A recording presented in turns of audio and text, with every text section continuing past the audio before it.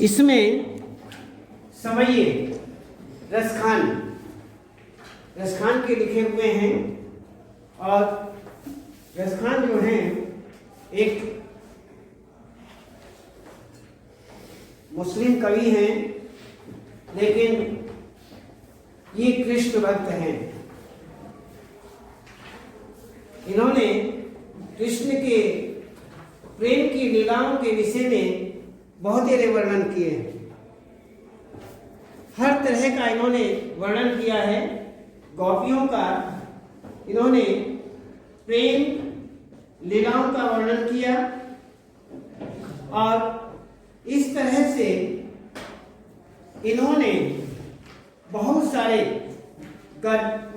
सारे पद सवैये लिखे, और इन्होंने उसमें केवल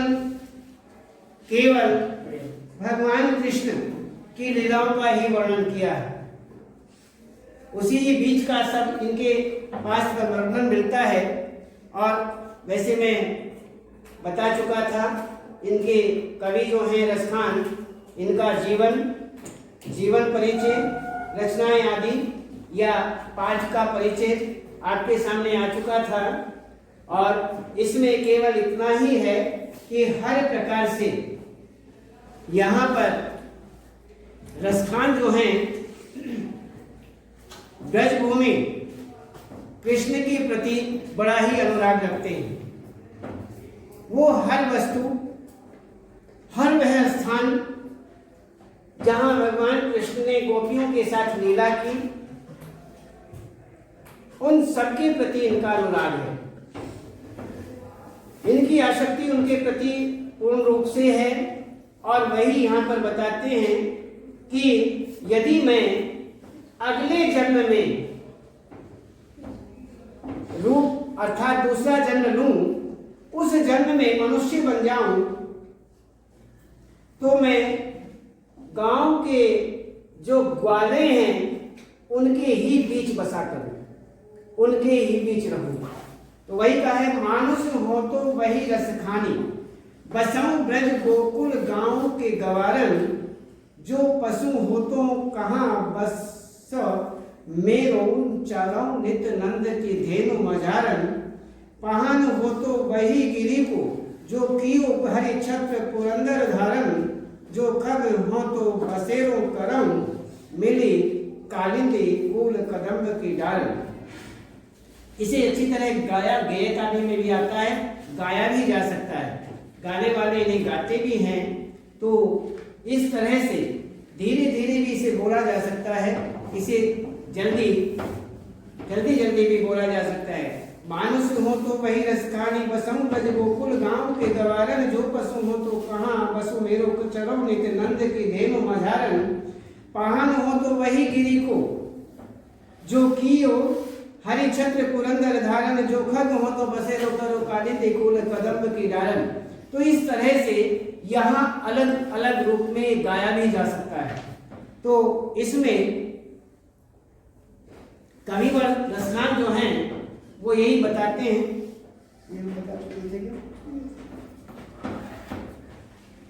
तो इसमें आगे कहते हैं कि मैं पशु बन जाऊं तो नंद की गमों के बीच में ही चला करूं, और यदि मैं पत्थर बन जाऊं तो उसी ही पहाड़ का पत्थर बनूं जो भगवान कृष्ण ने अपनी अंगुली पर इंद्र का गांड चूर करने के लिए उठाया था, उसी पहाड़ का पत्थर बनूं।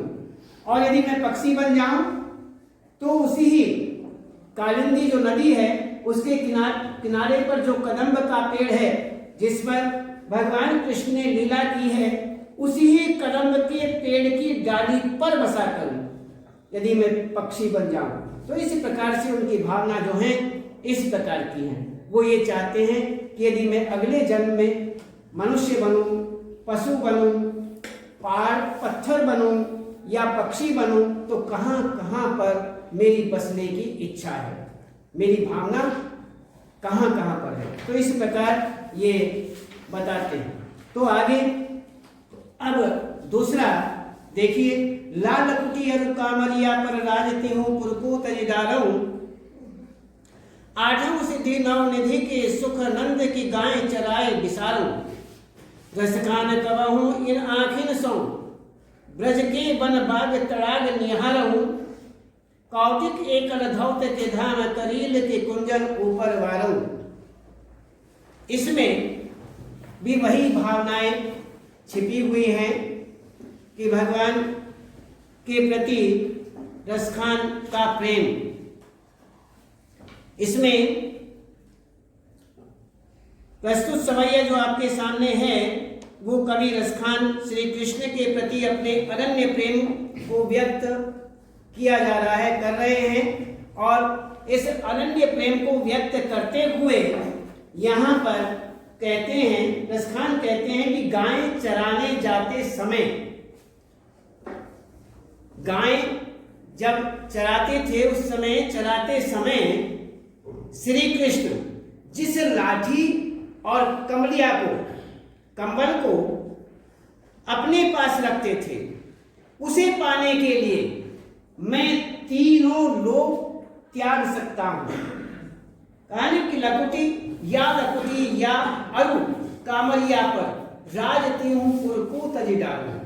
अर्थात मैं तीनों लोगों के सुख को त्याग सकता हूं और मैं उसके त्याग करने के लिए सहर्ष तैयार हूं, मुझे कोई आपत्ति नहीं है। आई कहती 8 सिद्धियां और 9 निधि का जो सुख है वे नंद की गाय चराने के लिए छोड़ सकते हैं। यदि मुझे नंद की गाय चराने का समय मिल जाए तो मैं 8वां सिद्धि, 8 सिद्धियां, 8 प्रकार की सिद्धियां होती हैं और 8 प्रकार की रिद्धियां, सिद्धि रिद्धि तो सुख होते हैं, निधियां होती हैं। तो 8वां इसमें कहते हैं कि 8वां सिद्धि और 9 निधि, 9 की 9 निधियां जो हैं, हर प्रकार का सुख मैं त्यागने को तैयार हूं। यदि सुख भी नंद की गाय चराने के लिए छोड़ने के लिए तैयार हैं, छोड़ सकते हैं। कवि का हृदय इस उत्कंठा से पूर्ण रूप से भरा हुआ है कि कब उनकी आंखों को ब्रजभूमि के, उनकी जो आंखें हैं उनकी आंखों को ब्रजभूमि के वन, बाग, तालाब आदि देखने को मिलेंगे। 8वां सिद्धि या लकुटी अरु कामरिया पर राजती हूं पुरको तरीदारूं। 8वां सिद्धि नवनिधि के सुख नंद की गाय चराए विसारूं। और रसखान कबहूं इन आँखिन सो ब्रज के वन बाग तड़ाग निहारूं।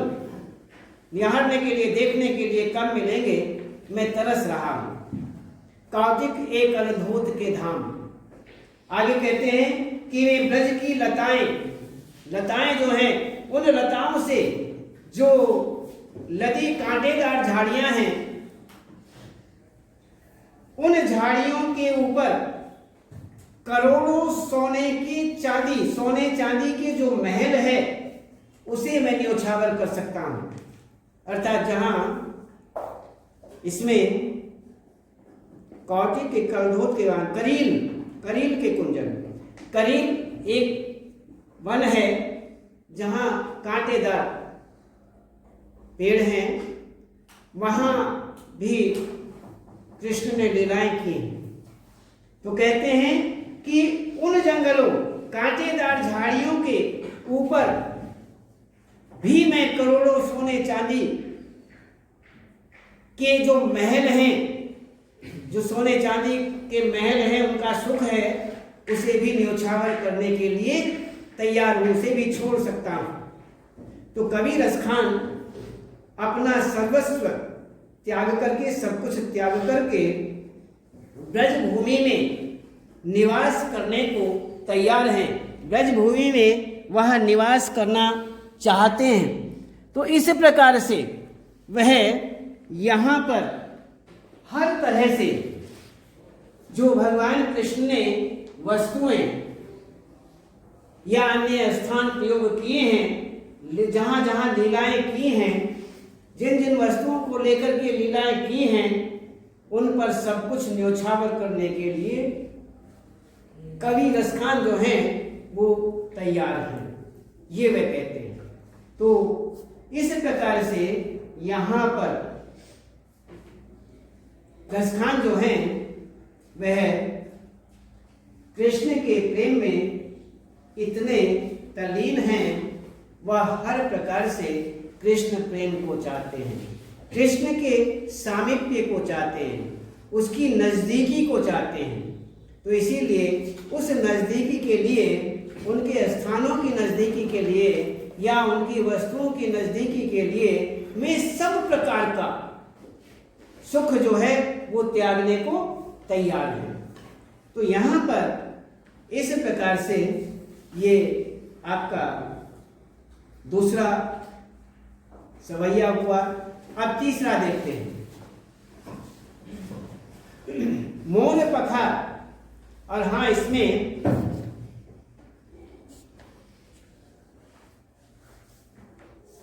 चलो ठीक है, तीसरा बताते हैं। मोर पखा सिर ऊपर राखी हूँ, गुंज की माल गरे पहनूंगी, और ही पीतम्बर लई लकुटी बन गोधन गवारनी संग फिराऊंगी। भाग तो वो ही मेरो रसखानी, सो तेरे कहे सब स्वांग करूंगी, या मुरली मुरली धर की अधरान धरी अधरान धरूंगी। इसमें भगवान कृष्ण जो हैं वह एक बांसुरी रखते थे, मुरली रखते थे, और वह मुरली सब जानते हैं जब ओठों पर रखी जाती है तभी बजती है, उससे पहले उससे स्वर निकलते नहीं हैं। तो वो हमेशा अपने साथ रखते थे, वह अलग नहीं करते थे। इसलिए यहाँ जो गोपियां हैं वह सखी जो हैं वो आपस में बातें कर रही हैं कि ये सखी, ये जो भगवान कृष्ण हैं, ये जो मुरली रखते हैं, यह मुरली ये हमारे सौतन के समान है।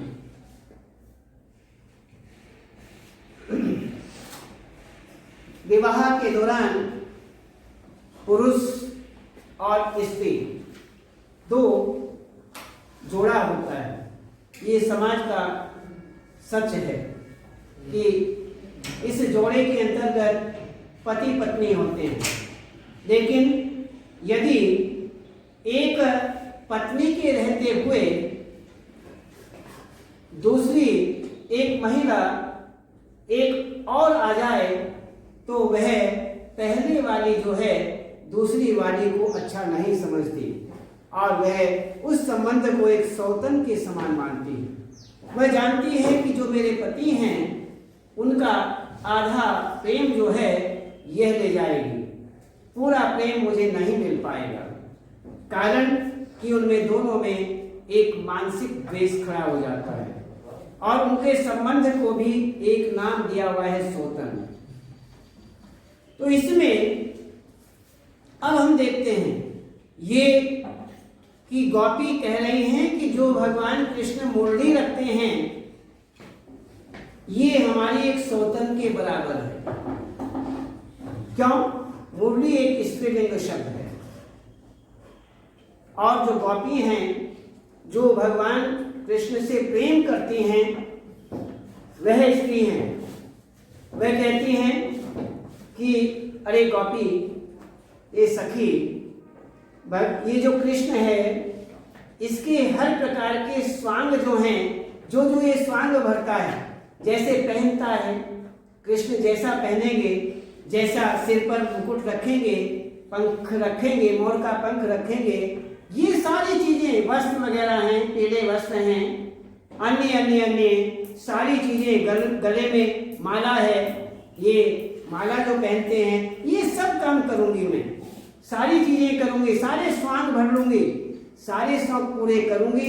लेकिन ये जो मुरली है ना, ये मुरली भगवान जो कृष्ण है ये अधरों पर रखते हैं, इसलिए मुरली जो अधरों पर रखते हैं इसको मैं अपने अधरों पर नहीं रखूंगी, किसी भी कीमत पर नहीं रखूंगी।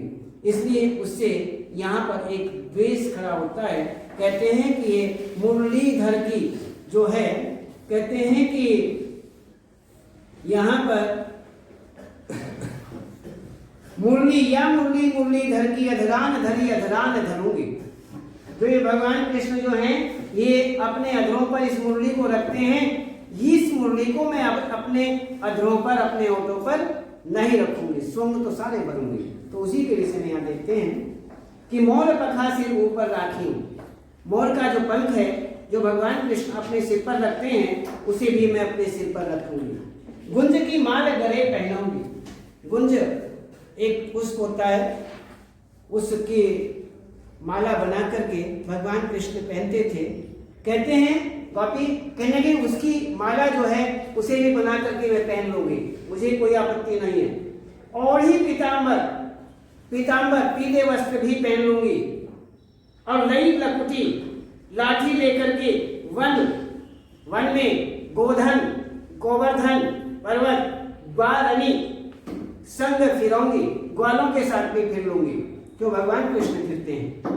तो भाव तो वो ही मेरो रसखान, रसखान कहते हैं, लेकिन सो तेरे कहे सब स्वांग करूंगी, तेरे कहे हुए अर्थात कृष्ण ने जो जो भी स्वांग किए हैं, जो जो भी रूप धारण किया हुआ है वो सारा रूप मैं धारण करूंगी।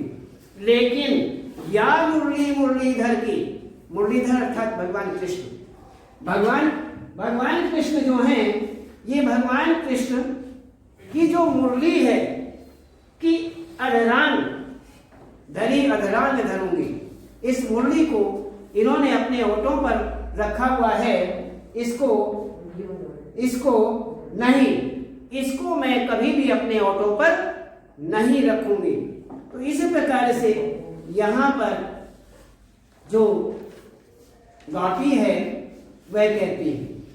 तो यहाँ पर हर तरह से इस सवैये में श्री कृष्ण जो हैं उनके रूप सौंदर्य के प्रति गोपियों का जो मुग्ध होना स्वाभाविक रूप से यहाँ पर चित्रित किया गया है। उनका रूप ऐसा है कि गोपियाँ उसमें मुग्ध हो जाती हैं, आकर्षित हो जाती हैं।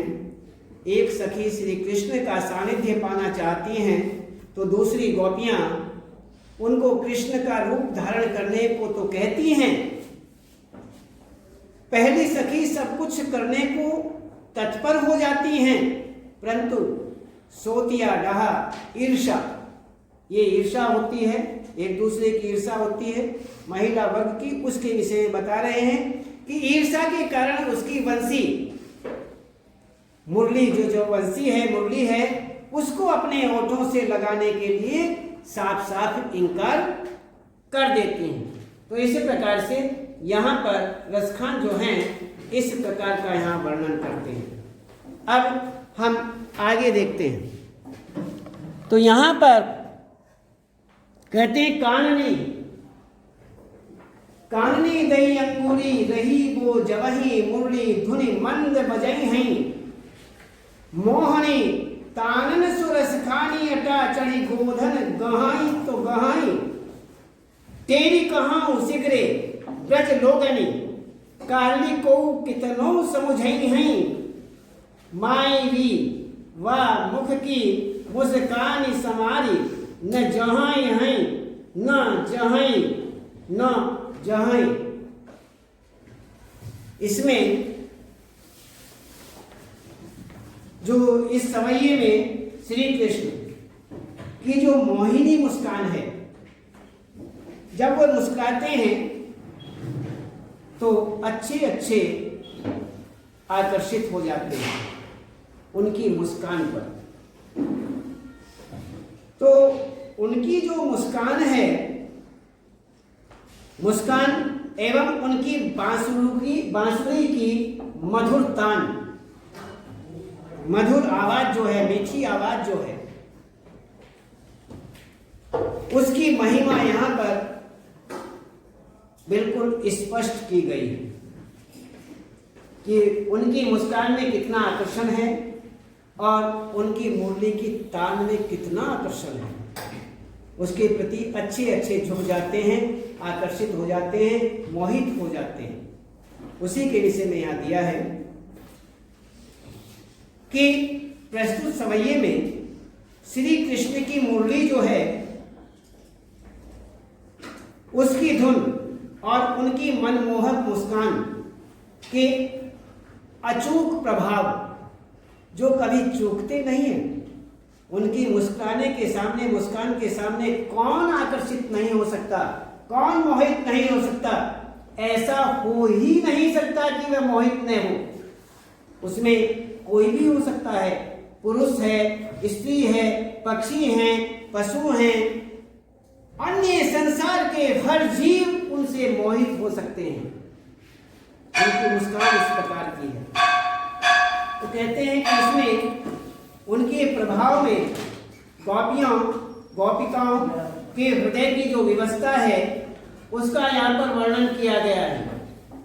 एक गोपी कृष्ण पर इतनी आसक्त है कि चाहे कोई उसे कितना भी रोके, परंतु जब कृष्ण की मुरली की धुन उसके कानों में पड़ती है तो वह कृष्ण की मनमोहक मुस्कान एवं उसकी बांसुरी की मधुर धुन के सामने स्वयं को रोक नहीं पाती और वह स्वयं को विवश महसूस करने लगती है, वो विवश हो जाती है। तो यहाँ पर इसी प्रकार से बताया गया है कि मोहिनी तानन सुरसखानी अटा चढ़ी और गोधन तेरी कहाँ सिगरे ब्रज लोगने। चाहे कोई कुछ भी कहता रहे, को कितनों समझाए, कोई कितना भी समझाए, माई री वाह मुख की मुस्कानी। हे माई, हे माता, जब वो मुस्कुराते हैं उस समय मुझसे संभला नहीं जाता है।